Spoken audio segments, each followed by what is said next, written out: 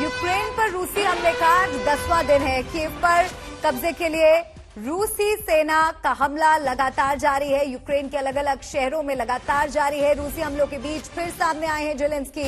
Ukraine छोड़ने के दावे को किया खारिज।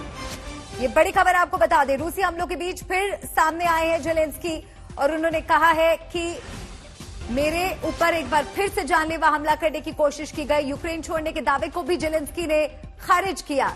रूसी मीडिया स्पुतनिक द्वारा ये जानकारी दी गई थी कि पोलैंड में इस वक्त जेलेंस्की मौजूद है, देश छोड़ चुके हैं, लेकिन इस बात को गलत कहा है, इस इंफॉर्मेशन को गलत बताया है जेलेंस्की ने। उन्होंने कहा कि मैं यहीं पर मौजूद हूं, मैं कीव में मौजूद हूं और यूक्रेन नहीं छोड़ूंगा। यूक्रेन छोड़ने के दावे को जेलेंस्की ने किया खारिज। तो रूसी हमलों के बीच सामने आए जेलेंस्की और उन्होंने इस दावे को खारिज किया और कहा कि मैं यूक्रेन में हूं, मैं कीव में मौजूद हूं। न्यूक्लियर बंकर में छिपे हो सकते हैं जेलेंस्की। ये बड़ी खबर आपको बता दें।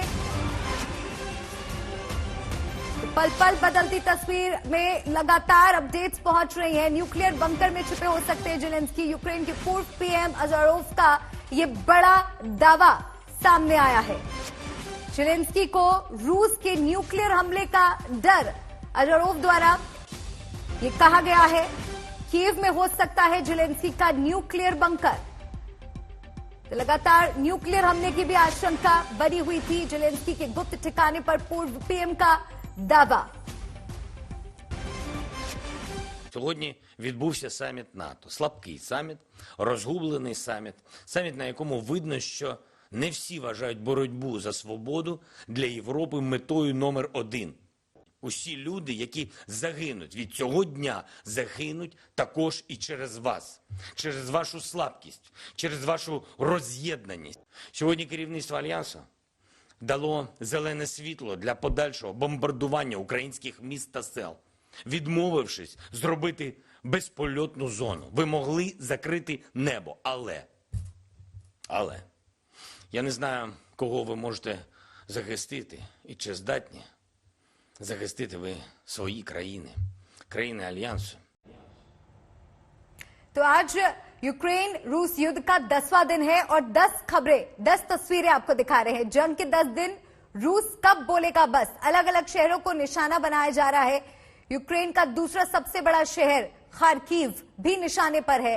जंग की जो सबसे नई तस्वीर आई वो ओडेसा से सामने आई। यहां रूसी हमले में एक ब्रिज उड़ गया। ये पुल ओडेसा को ट्रांसनिस्ट्रिया से जोड़ता था। और एक और तस्वीर जो हाल ही में सामने आई है वो रूस के पस्कोव इलाके से है। कुछ किलोमीटर दूर से, पस्कोव के कुछ किलोमीटर दूर से तस्वीर आई। यहां से रूसी सेना का लंबा काफिला बढ़ता देखा गया है। कर्नल शिवदान सिंह भी मेरे साथ जुड़े हुए हैं। कर्नल सिंह, आपसे ये समझना चाहेंगे कि जो इंफॉर्मेशन होती है वो युद्ध के दौरान देशों के लिए एक बहुत अहम वेपन होता है।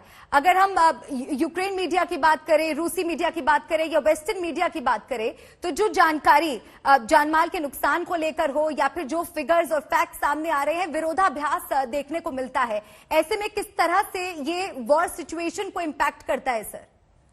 देखिए, दोनों देशों की जो लड़ रहे होते हैं उनका यही उद्देश्य होता है कि फिजिकल लड़ाई के साथ साथ में मनोवैज्ञानिक युद्ध भी साथ चलता रहे। और मनोवैज्ञानिक युद्ध में यह जरूरी है कि इस प्रकार का इंफॉर्मेशन फैलाई जाए कि उसका वर्चस्व नजर आए, युद्ध में उसको जीतता हुआ नजर आए वो खुद को। तो इसलिए ये मिस इन्फॉर्मेशन का कैंपेन जानबूझ करके युद्ध लड़ने वाले देश फैलाते हैं, जिससे अपोजिंग नेशन को पता लगे, वो सोचे कि हमारा बहुत नुकसान हो गया है और अब हमें सरेंडर कर देना चाहिए शीघ्र। तो रूसी जो इंफॉर्मेशन है वो इसी उद्देश्य से है कि इसका मनोबल गिरे जेलेंस्की का और वो सरेंडर करे और यूक्रेन की जनता उसको खुद बाध्य करे कि आप देश का विनाश क्यों करा रहे हैं। इस वक्त बेटर है कि आप इसको मान लीजिए रशिया की शर्तों को। और इसी प्रकार से आजकल एक हाइब्रिड वार का जमाना है। ये फिजिकल वार आपने देखा होगा बहुत दिनों के बाद हुई है। आजकल हाइब्रिड वार में मनोवैज्ञानिक दुष्प्रचार फैला करके दूसरे देश की जनता का मनोबल गिरा करके तरह तरह के इस तरह की हरकतों से ही अपना मतलब अचीव किया जाता है। जी इसी प्रकार से रूस भी कर रहा था, मगर जेलेंस्की ने इस बात को कैप्चर नहीं किया।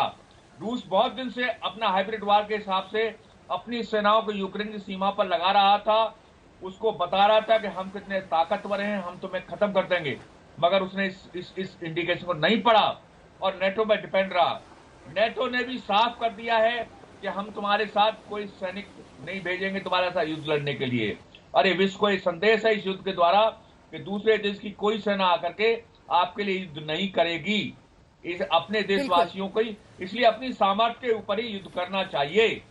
और यूक्रेन इस बात में बड़ी बहुत गलती की है। जितना विनाश यूक्रेन में हो रहा है, इसका पुनः निर्माण मुझे बहुत मुश्किल नजर आ रहा है।